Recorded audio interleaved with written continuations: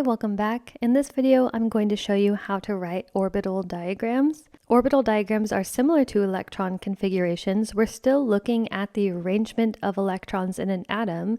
However, we're actually going to use arrows to represent the electrons. So we still need to know a few things.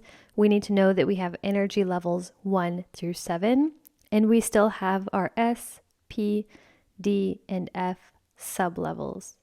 S, as we remember, holds 2 electrons, P can hold up to 6 electrons, D can hold up to 10 electrons, and F can hold up to 14 electrons. And remember that the energy level that you're in corresponds to the number of sublevels that there are. So energy level 1 has only one sublevel, 1s.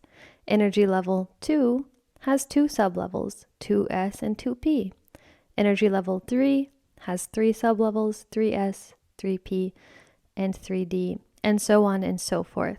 We also need to know how many orbitals each of these sublevels has. So remember that an orbital is where there's a 90% chance of finding an electron. So an orbital is where there's a 90% chance of finding an electron in an atom. And not only are S, P, D, and F the sublevels that we're working with, but those are actually our orbitals as well. The sublevel S has 1 orbital, P has 3 orbitals, D has 5 orbitals, and F has 7 orbitals.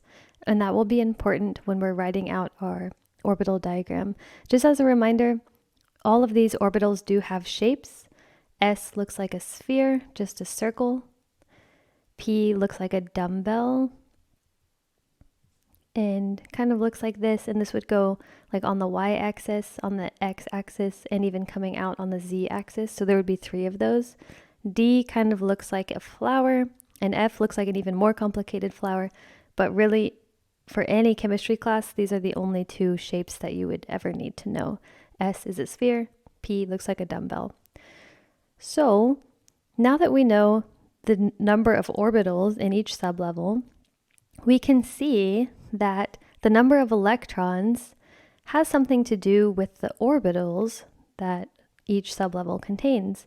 So notice S has 1 orbital and it can hold 2 electrons. P has 3 orbitals and it can hold 6 electrons.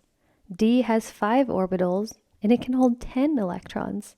And F has 7 sublevels and it can hold 14 electrons. So that tells us that 1 orbital can hold a maximum of 2 electrons. 1 orbital can hold a maximum of 2 electrons. So now that we have a little bit of background information, let's just go through our rules that we need for writing out our orbital diagram. We still need the Aufbau diagram that we have here. We're still going to fill our electrons from lowest energy to highest energy level. But there's a few other things we need to know as well. Like I said at the beginning, we are going to use arrows to represent the electrons. So there's a few other things we need to know. There's a rule called the Pauli exclusion principle. Again, we know each orbital can hold 2 electrons, but in order for those electrons to be in that orbital together at the same time, like remember, electrons are negatively charged particles. For them to be in a small place together without repelling each other, there has to be something special about them. They're actually rotating or spinning in opposite directions so that they can be in the same place without repelling each other. So one would be spinning like clockwise and the other would be spinning counterclockwise so that they could stay in the same place without repelling each other. So when we write that in just a second, you'll see we'll have 1 arrow going up and 1 arrow going down in any orbital. So electrons, we can have 2 in 1 orbital, but they have to be spinning in opposite directions.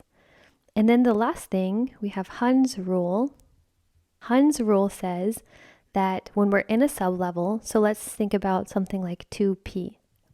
2p would have 3 orbitals. We know it can hold 6 electrons and it has 3 orbitals. What Hund's rule says is that when we're filling our electrons into these orbitals, we have to make sure that every orbital has one electron first before we start pairing them off. For example, if I had 3 electrons in my 2p sublevel, I would put 1 in each orbital before pairing any off. So I would not write it like this. This is a big no. It's not favorable energetically. The electrons are actually going to spread out first before any are paired up. So let's try an example of actually writing out an orbital diagram. Let's look at sodium. If we look on the periodic table, sodium has an atomic number of 11. That tells us there's 11 electrons in sodium. I can look back up at my off-bow diagram, and I see that I need to fill 1s first, and then 2s, and then 2p, and then 3s. So that's what we're going to do. And this is a little bit different than electron configuration, just because we're adding something a little bit extra. We're just adding the arrows. So here's 1s. Remember, it can hold up to 2 electrons, and I have to give them an opposite spin.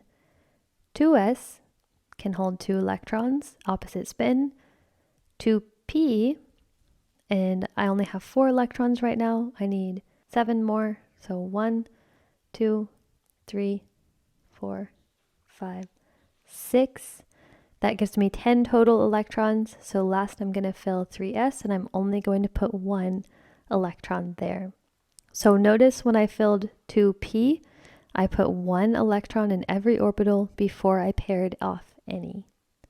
Let's try another example. Let's look at nitrogen, number 7. Nitrogen has 7 total electrons. So we have 1s, 1 arrow goes up, 1 arrow goes down. 2s, 1 arrow up, 1 arrow down. 2p, we only need 3 more electrons, so I have to put 1 in each orbital. They have to be spread out because we have to follow Hund's rule. Let's try one more example. Let's look at chlorine, number 17. We can double check our off-bow diagram really quickly. This would be a great thing to have in your notes to write down. It's really easy. You're just putting all of the energy levels and sublevels in order from least to greatest. And then we're following these arrows going up. So we're going to fill 1s, 2s, 2p, 3s, 3p, 4s, and so on and so forth. So we need to account for 17 electrons in chlorine. So let's try, we have 1s, 1 arrow up, 1 down, 2s, 2p, 1, 2, 3, 2, 3, 3s, 1, 2, 3p, and let's double check, we have 10, 11, 12, so we only need 5 more, so I'll put 1, 2, 3, 4, 5. And remember, you have to spread out your electrons first before pairing any off. I hope this was helpful. I will put more examples on my channel of just writing out orbital diagrams, but I hope this background information was helpful for you. If you have any other questions, make sure and leave a comment. Thank you so much for stopping by.